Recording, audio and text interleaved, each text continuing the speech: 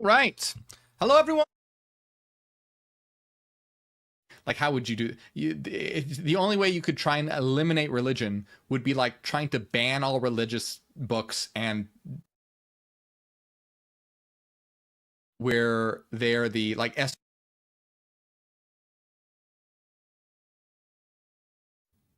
so the automated menace says, hey, Morgue, what do you think would be the best way for society to transition away from religion? The church is already falling apart, but Islam is growing and presents many of the same problems. Like I said, I think that um, having these versions of religions where they're the like esoteric versions of religions where you understand, because you can't just get rid of religion, you can't just eliminate religion. You can't. If you tried to, like, how would you do the only way you could try and eliminate religion would be like trying to ban all religious books and destroy all religious people, and that's not good. And not only is that not good, it wouldn't work, because anytime you make something banned or taboo, it just increases people's interest in it. And then if you're hurting people, you're creating martyrs, and people get like more impassioned about it and fight harder. So you can't just get rid of religion. Like you can't do that. It doesn't work. And anyone who tries will have to go down some very, very evil paths that are despicable. Anyway, it just doesn't work. So what you have to do is have a replacement. You have to be able to create the same, have the religion, but understand that create benign versions of these religions, create esoteric versions of these religions, where the religions are understood to be metaphors and stories, and then underneath it all is like the truth of reality. We might talk about the absolute, or Brahman, or Allah, or Jehovah, but realize that they all refer to the same thing. We're just using different words, and then we're not going to war and killing each other over it, because we understand that they all represent the same sort of thing. Like, ultimately, what we need to do, that way we can preserve people who enjoy certain symbols and certain cultural things. That can all be preserved, but we can get rid of all the hate, and we can understand things metaphorically, and absolutely condemn all the ridiculousness and atrocities of a literalist interpretation. So it just comes with an elevation of consciousness, and that's how it needs to be done. You can't just flip a switch and get rid of religion. Like, it's not possible to do that. And you can understand it in a certain way with regard to psychology, because ultimately Earth is a living mind, because it's made up of individual minds, which is us, who we are. And you can understand religion as being like dark, unconscious content. Well, if you have deep, dark, unconscious content, you can't just eliminate it. If you have a problem, let's say you have anger issues or whatever, you can't just get rid of it. If you try and repress it, it'll just build and build and build and become worse. What you have to do is figure out a way to work with it, a way to integrate it. How can I integrate this in a healthy way? How can I use this in a positive way? Can I channel my anger and aggression into world change or something like that? So same sort of thing when it comes to religion in the world. We have to treat the world like a living mind. You can't just repress it, eliminate it, ban it. It just wouldn't work. It would grow stronger. It would gain people's interest. You have to be able to work with it, integrate it by having these healthy versions that aren't being taken literally.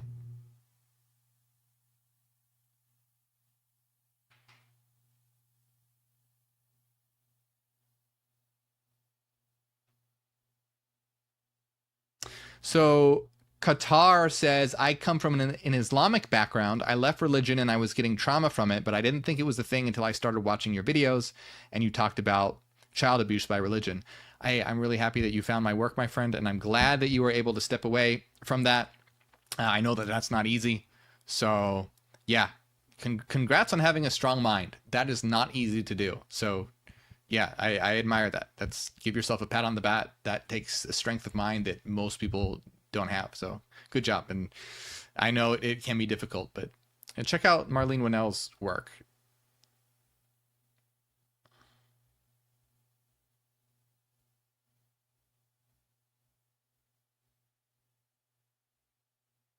Amber says, I got kicked out of Sunday school at age 6 for asking too many blasphemous questions.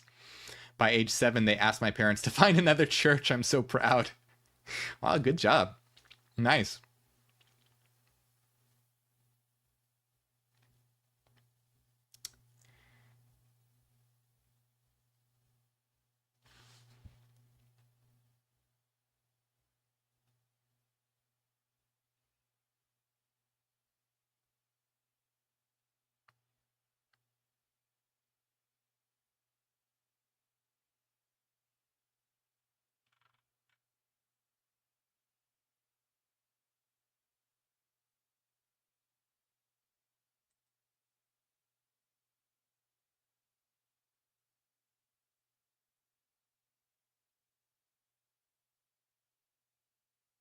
So the automated menace says, I agree. I would never advocate for banning a person's beliefs. I support freedom of religion, but only when it isn't harming someone else. So here's the thing: the issue of religion, there's not an easy answer for it. There's not. And the world is a complicated and messy place, and we have to deal with things in ways that aren't always perfect. And if we could just snap our fingers and make religion disappear, that'd be great. But we can't. We live in the real world. It's full of intricacies and complexities, and so it's something that we have to work through over generations, and having healthier versions of these things, raising consciousness, raising awareness, and like talking about RTS is one example of that. That's a really important part of raising awareness to understanding why religion is damaging, why it needs to be looked at. And so we don't want to have religious beliefs where people are believing women are less than men or anything like that. But like I said, it's not something that we can just wave a magic wand and make disappear. It would be great if we could, but it's something that we have to work through generationally, and by raising awareness, raising consciousness, having these ideas be understood as metaphors and stories, that we can enjoy these metaphors and stories and cultural things, but not to be taking them literally, and understanding that it reflects an underlying reality, a unity that we're all a part of. So it is something that's going to take a lot of work. It's going to take a lot of work, and it's not going to be easy, but it's important. And ultimately, we want to do what is most effective.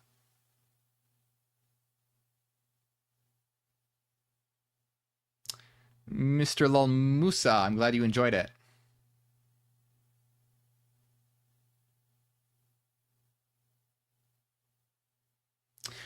So Dr. Feelgood says, I don't think you have to grow up in the church to be affected by RTS. Religion has created a fear around death that affects everyone. It's a cultural problem that goes beyond religion. Yes. I mean, so RTS is a specific thing that refers specifically to a person who's living indoctrinated. The negative effects of religion affects our culture as a whole, regardless if one even considers themselves a Christian or religious in any way, or grew up in a church or not. It affects everything, and people don't realize how much that it affects us and affects our world, even if one doesn't consider themselves religious. Just like our taboo around for example, the whole thing that men can expose their bodies, but women can't, right? Because like, oh, that's taboo. Like, that's dumb. It doesn't matter. Everyone just has a chest, and it doesn't matter. But that's just one example of stemming from like this religious idea of maintaining purity. And you can see that is a leftover, even if someone isn't religious. Like, it's just an idea that has permeated our culture because of religious teachings, even though those religious teachings are no longer there. Just like how you might not have an explicit fear of hell anymore, but the anxiety is still something that has to be worked through. Our culture at large has these symptoms that religion has caused that it needs to heal from, even if that religion may not be there for some people. So yeah, that's quite right, and good to bring that up.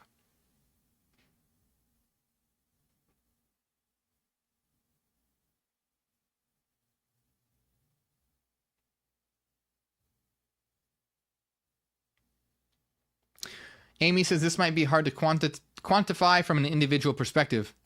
Do you believe there's an increase in people leaving literal Christian church systems in our community?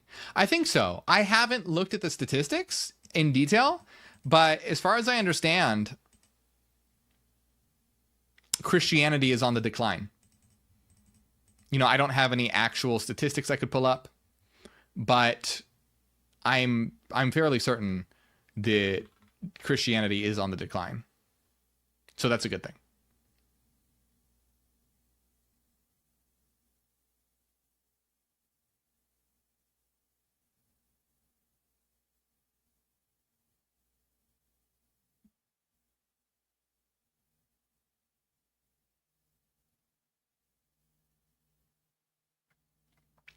All right, my friends, I should probably get going. Whew, that was I am emotionally exhausted. So, I hope you enjoyed that. Like, enjoyed it. I hope you got something from that. I hope you learned something or had a new perspective about something today. I love this community, and I love just you guys who are able to